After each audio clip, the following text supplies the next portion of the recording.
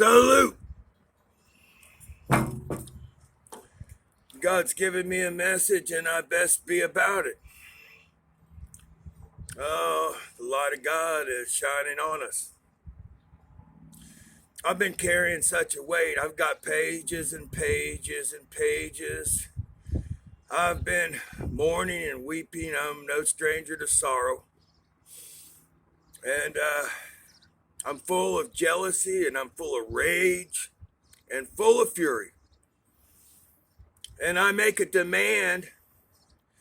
This is to China, this is to Japan, Indonesia, this is to Russia, this is to every nation on the world. I make a demand. You either put up or you shut up. We don't carry the cross in vain. We were afflicted by God, and we have every right to rule and to reign with him on this earth, because he created all these things for his pleasure and to bring glory into his kingdom. And we're not going to lay down anymore. We're going to rise up. You're going to see what America's all about. Yeah, you're going to find out that we're not a bunch of cookie cutter Christians. We're not a bunch of pucker butt,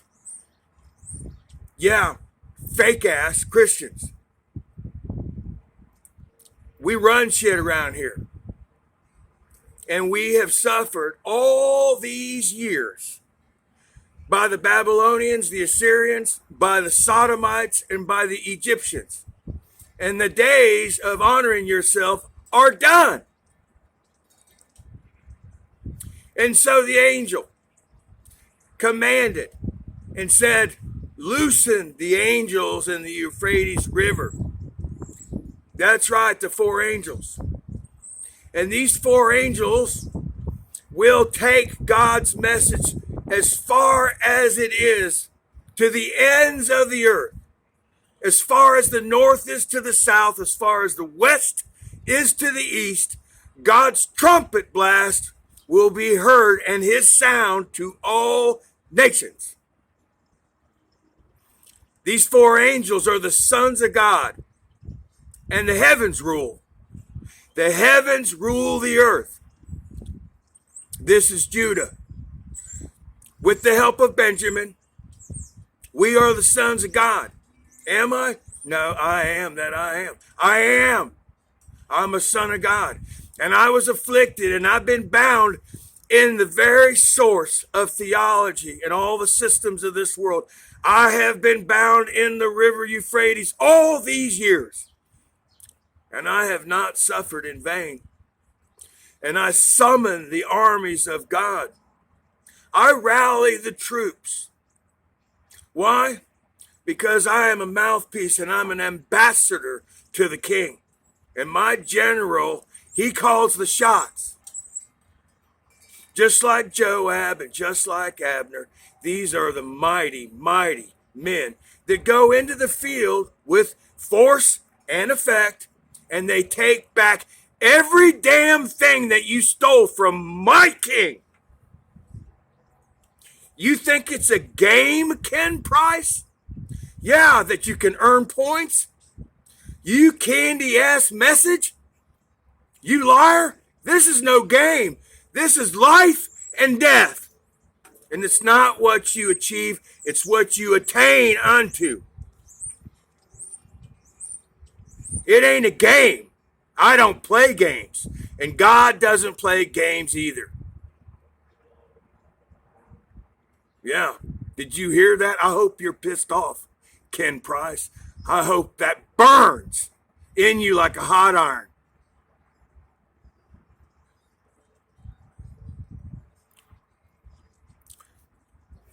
So the sons of God, Ezekiel chapter 1, very descriptive.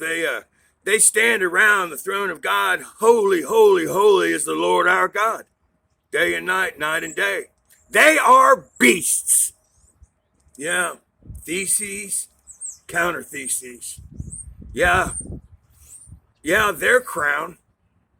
You know, when they put that wig on, and all that white, fake ass curly, and they sit in the parliament Yeah, in the UK, and they pretend to be legislators and judges. What a crock of shit. I don't even use deodorant anymore because I'm not going to mask it, none of it anymore. I want what's real. And I'm just using that as an example, saying, you know what? I'm not going to put makeup on my eyes anymore. You want the truth? Or do you want to wear a mask? Yeah. Do you want to wear a mask and take it in the arm? Yeah, fake ass. Artificial persons? Or do you want to be living souls and sons of righteousness? I mean, you know what? Make up your mind. And I demand all of Israel. Yeah, Manasseh. Yeah, Ephraim. Yeah, Dan, do you hear me? You give me Michal, my wife, because I'm her husband and I paid dearly. All these centuries, I paid 100 foreskins of these uncircumcised Philistines.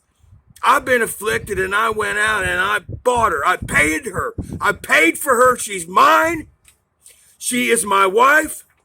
And you give her to me or you will never see my face again. Yeah, you want to be Vashti? You know what? I'm going to kick you to the curb. Yeah, I'm going to find another wife. Yeah, Israel. Yeah, I don't care if you came to this country and you're from China. I don't care if you came from Nigeria. But you're in our land now.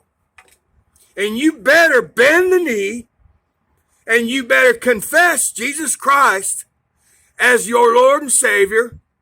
You can take it or you can leave it. You can either put up or you can shut up. Yeah, I'm not playing and God ain't playing. I'm representing him and he's jealous for Israel. Israel. And he don't play games. Yeah, neither should I. That's right. Yeah, fist of fury. My God's pissed off. Yeah, he ain't going to tolerate it anymore. No, and neither am I. Neither I am not going to tolerate it again. I want you to understand that I got friends in high places. And they're going to help me out. Yeah, they're going to help us out. And I've put together a playlist for your benefit. That when I provide a discourse, that it will line up and it would be beneficial if you not only look at the descriptions, but the playlist and what this is all about. Yeah, I'm a beast. Yeah, I'm a son of God. I'm not only an eagle, yeah. I'm not only a lion. I'm not only an oxen, but I am the good shepherd. Yeah, I'm not a stranger to sorrow or grief or despair. Yeah, or indignation. Yeah, or wrath. Yeah. God put, see, all these things in his sons and in his daughters by just cause and for purpose, for cause and effect, in order, for this minute, for this time, for this hour, and for this year, an acceptable year of the Lord. Yeah, to judge, to be judges, to judge the tribes of Israel. God has given me an ivory rod, an almond rod, even as he gave it to Aaron. And he gave it to every tribe, and to the patriarch of that tribe, he gave a rod, an almond rod. And whatever I speak, yeah, I'm getting it from upstairs, and I'm breaking it to you, which means he's speaking to us. Yeah, justly and for good cause and purpose. Yeah, for them that have eyes to see and ears to hear, and a heart to perceive and understand that God is on it, and he's on the move, and we're going to make this happen. He's going to make it happen, yeah, fast and furious. And if you get in our way, we're going to stomp you. Just like Jesus stomped the head of a snake, of a serpent. We're going to throw down. We ain't never going to say give. We ain't going to rest night or day until we take back every damn thing that the enemy has taken from our king. Capiche? Yeah. Get down, brother, get down. Kiss the feet of Jesus. Yeah, kiss his feet. Yeah, lest his wrath be kindled against you and his fury go forth and he destroy every damn thing that is in you and around you that surrounds you. Yeah, we ain't playing, Ken Price. We don't play games anymore. Yeah, when I was a child, I spoke as a child. I did the things as a child, but when I became a man, you say, I put those childish things behind me. That's right. Yeah. Yeah. And I did the things that pleased my Father in heaven. Yeah. He's the first and the last. He's the beginning and the end of all that. Yeah. We haven't suffered in vain. We were afflicted to forge us for this very hour. So this beast has eyes, yeah. It sees not only, the things behind, but the things that are coming. And I have dreadful rings. Yeah, I've got weapons. I got so many weapons, dreadful weapons on me. Yeah, you really want to see them? Yeah. You think God is going to send his mouthpiece out there unequipped without weapons of war? I'll assure you. But nonetheless, I would like to share with you, I've had a lot of open visions. God's feeding me. I've got pages and pages, and it's just, I am carrying a load, yeah, and I am able, and is it possible? No. Everything that I ask from God is being given to us, to them that are seekers, that are adamant about the way things have been run in this world, and they love the truth and they hate evil. And they're willing to join with us to execute God's justice in this land. And outposts are going to be set up, and all the provinces are going to be strengthened. And when we get people like SHP, God calls her Deborah the prophetess. She has daughters. She's part of the offense. I'm part of the defense. I defend the Tower of Hiram, the spring of living water. I am a professional at defending Jerusalem. And there are people out there like SHP and Deepfake Rob. These men are key. They are part of the offense. Yeah. We open the gates and they go out and strengthen the provinces until they're fortified. That's right. Then we take it to the enemy and we expand God's kingdom on the earth and we take back every nation. And they will bend or they will be destroyed. Yeah, that's how it works. Everybody's doing their part, On a football team, you got offense and defense. And let me just tell you, with God's help, you see, he used me to take our defense to be number one in the state. That's right. And you think the defense can't take back real estate? Well, I returned a lot of punts and led the league in punt returns until I broke my hand. And I played with a cast because I'm not laying down. That is my demeanor. And this jacket, it came from a dear friend of mine. His name is Hammer, and I carry the hammer. I have the mantle to prove it. You think that things just happen by chance? Nada. Everything that you've suffered all these years, are a picture or a painting on the wall of our hearts and minds. Look around, look around. Pull your head out. Pull your head out of your ass. Think about it. So God showed me a vision of, what's his name? Paul Revere. Back in the day, Paul Revere tried to warn everybody and say, hey, the enemy is mounting up troops and they're coming. Yeah, well. So I see Paul Revere on a headless horse. Yeah, and he's searching, he's got his lamp, and he's looking everywhere, and the land is dark. Yeah, through the forest and trees. Yeah, and well, you know what, everything, his assignment was a stiff calling of God, and he has one thing on his mind, is to send out a message, a warning, and he's looking and looking, but he can't find what he's looking for. Yeah, and so, well, with all the pressure, and because the whole ministry seems to not have a great leadership, and because the land has become so dark that he can't even accomplish his goal, the task at hand.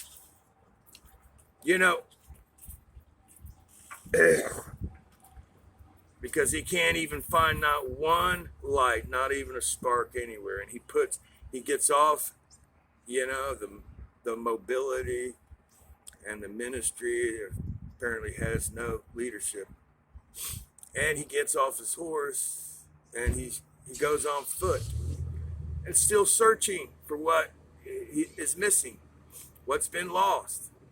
Even a lot of you have been lost, because there's been no Zion, no guiding pillar in your life, no wayward mark to follow.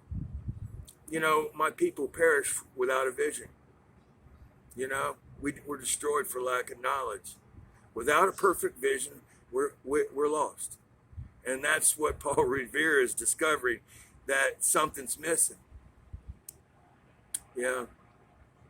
And so because he's so, he's under, I'm under this great pressure, and that this ministry, or whatever ministry that has been traditionally set up like our modern contemporary churches, that the dysfunction, is obvious, and modern Christendom or Christianity is ineffectual. It's not accomplishing what it was intended to do. It was to take the gospel throughout all the ends of the earth and make disciples of all men. Well, that ain't happening. It didn't happen, and it presently hasn't happened. So God is coming off his throne, and he's standing up with a fist of fury. He's jealous and he's pissed off, at the Assyrians and at the Babylonians and at the Egyptians and the Sodomites and every other alien and foreign force and effect that have deceived all humanity through sorcery and other means of enchantments. And so, because I was under pressure, I accidentally, kicked over the lamp, and the oil spilled out on the earth. And it started a fire, and all the underbrush started to burn, and it went in this direction, and in that direction, and in another direction. But to my dismay, it fizzled out. It didn't accomplish. You see, it was supposed to scorch the whole earth. Yeah, every nation. So there was something missing, and I searched for it, and I asked God, I said, show me what I'm missing. And I saw a treasure box. It was down deep in the earth, and someone had obviously undug where it had been hiding all this time. And there was a treasure box, and I grabbed it, and it was glowing in the dark, And there was other things I was lacking for when all that oil spilled out of my lamp. I still had to have light. So I asked God to fill my lamp, and he did. And I had enough light to be able to pursue my king and ask him what was missing. And he showed me this treasure box, and I opened it up, and there was this key. It was like a colonial key, 1776. And I thought to myself, well, what good is a key, without knowing whether it opens a door or a cabinet or a treasure chest. So he led me in the spirit to a cabinet. Like those old colonial cabinets. They didn't have closets back then. And he and I and God took that key and he opened this door and he showed me all these wigs from the crown, from the British, how they put this fake ass, covering over their head, They've been doing that forever, right? Yeah, the crown. Yeah. They've been wearing the crown, they're like the emperor, that honors himself, won't give glory to God, because they're fake ass.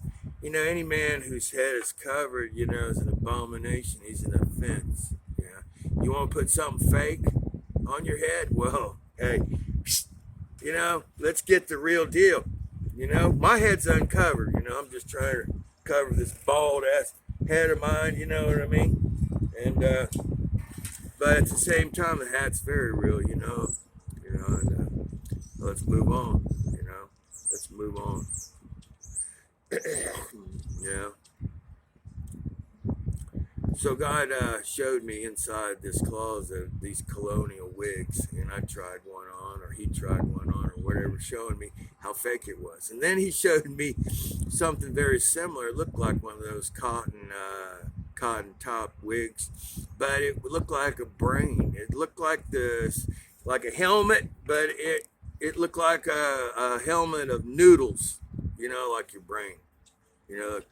All that fatty cellular tissue that, it depicts, prima facie, opening up the skull and looking at a brain. But it's artificial. It's not real, and I've seen this hat being strapped around, the angel, that was showing me these things. And then I saw a syringe come and squirt something in to that little skull cap, and it was dark, and I saw a mealworm, roaming around in that cavity in between those noodles, the brain material, and there was something sinister there. A mealworm means, that they want to feed you through this brain to computer interface that they were artificially going to take over your brain, the brain initiative. And guess what? It's just as fake as the fake ass crown, on Queen Elizabeth, and her empire. Yeah, she's the fake ass wife. She's the fake mother. I got a real mother. Her name is Jerusalem. Yeah, and she raises up a bride, sons and daughters of Christ. Yeah. Yeah, she feeds them every day. Milk and honey. Yeah. Oh, yeah, her breasts never run dry. Yeah. Yeah, meat for the master's use. Yeah. And the angels give, they impart meat unto the sons and to the daughters. That serve the true crown. He deserves the crown, not that bitch. Yeah, keep it real. I apologize. I shouldn't. My grandmother was French, so excuse my French. I am going to keep it real. I'm not the circumcision outwardly. I am the circumcision inwardly. So get past it. It's not about what I look, it's about what I'm about. So God showed me the reason that this fire can't burn. Yeah, all the underbrush, everything that's beneath. In order to get rid of the enemy, that subtle enemy, God wants to burn everything that's false about us. And in order for the enemy to accomplish God's will, the antithesis, the dark mirror, they want to go about it and use science. And they want to use every institution. You know how Bush said, 1,000 points of light. Yeah, artificial stars, agencies, institutions, military. Yeah, that's right. monarchs, royal bloodlines, yeah, Freemasons, yeah, Knights of Malta, Knights of Columbus, yeah. These people that they think that they have the right to rule, but they won't give God the glory. Yeah, like Belshazzar, your day, the writing's on the wall, and you got to go. God's going to replace them all. Yeah, they've been running his vineyard all these years, you know what? And because, you see, they beat his servants and they killed his son, that it's time to replace them. Yeah. He's going to stomp on their heads. Yeah, he's got men like us to do that for him, and to rally his troops and to raise the dead. Yeah, so that's the way they're going to do it. God's going to do it this way. You see, he's going to make us a torch. Yeah, flames of fire. Yeah, my eyes are flames of fire and my feet are brass, and I asked him for a breastplate of brass. And he's going to use the 4 Persian and Median kings to do it. Because brass is greater than iron. Yeah, brass rules over iron. This Roman Empire, yeah, we're going to, yeah, Jerusalem. Yeah, will the iron break the northern iron and steel? No, but brass will. But I shall also have a rod of iron in my right hand. Yeah, and with my left, which side do you want? Yeah, the front or the back. I will give you one of the two if you won't listen. Yeah, what side do you want? Make a decision, because you're going to get slapped either way. Yeah, if you won't listen, that left hand is here for a reason. Then I'm going to beat you with a rod of iron after you get slapped. As I said, the beasts of God, the sons of God, they have 4 demeanors. They have 4 characteristics. They got eyes to see. Yeah, they're like that we as a family are being delivered by the wings of eagles. Yeah, and we're bold. We're not a bunch of sissies. Yeah, we have the voice and the authority and power to rule like a lion. And we're even as an oxen, you know, that even in the heat of the day, we can break up that fallow ground, you know, and prepare the other part of this beast, which is the good sower, right? The good shepherd. He sows good seed. Yeah. And he is a man of sorrows. He is a weeping prophet. Yeah. He has all the attributes that Jesus have, you know what I mean?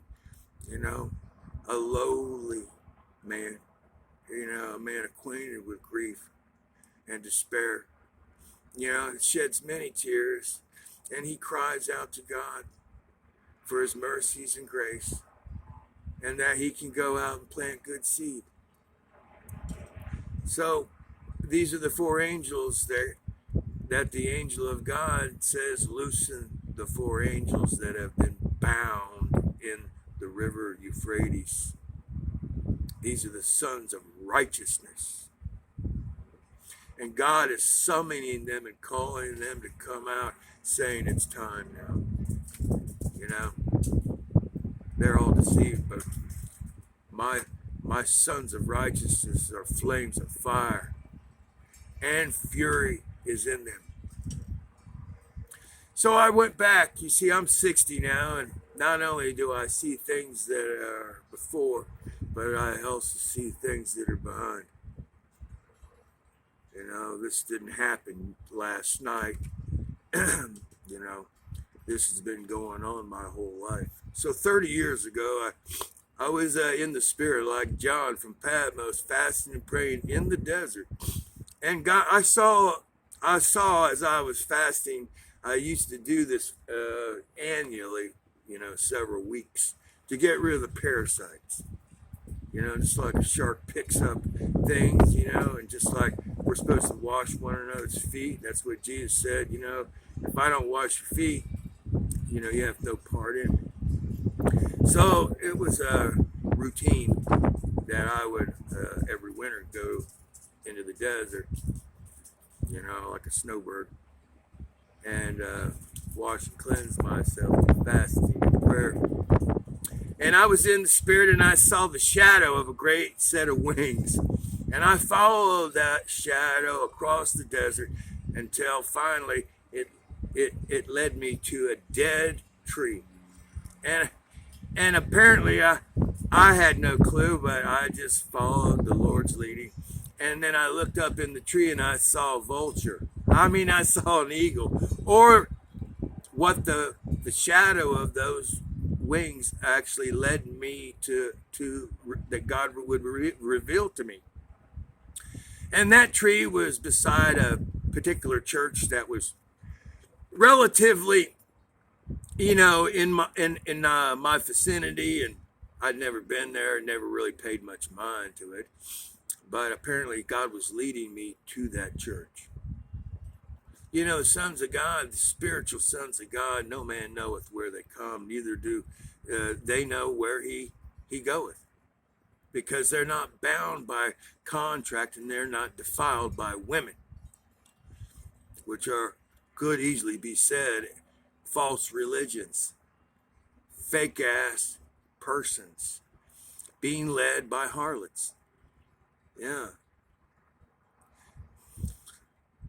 there's only one source of my strength. It doesn't come from the pit. The poor pit that they represent and where they come from. So I looked up expecting to see a mighty bald eagle, and instead it was a vulture, a gear eagle. I was young, and I still didn't understand all these things because I was in training. And so it wasn't too long before I started communicating with that church, and eventually I went to meet the pastor and his right hand, and I'm sure they were probably, confused and marveled, but there's a sign, and there is understanding, the interpretation of all things, comes from the Lord. And, I could get a dream or a vision.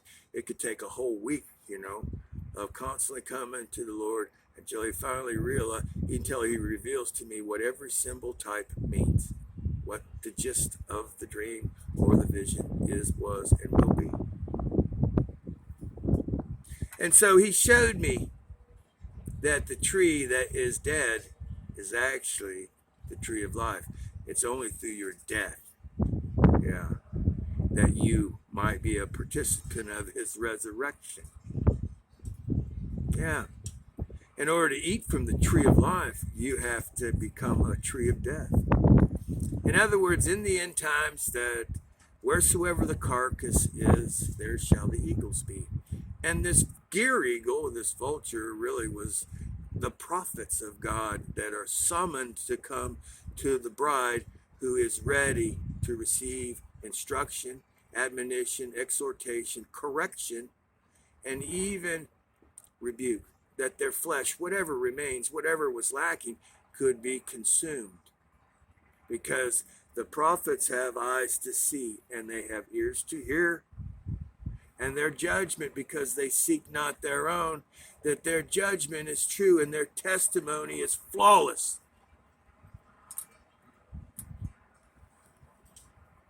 And so these two, the pastor and his right man, as I was having discourse with them, God gave me a gift and to see things, and whatsoever things that are done in darkness shall be made manifest when it's exposed to the light.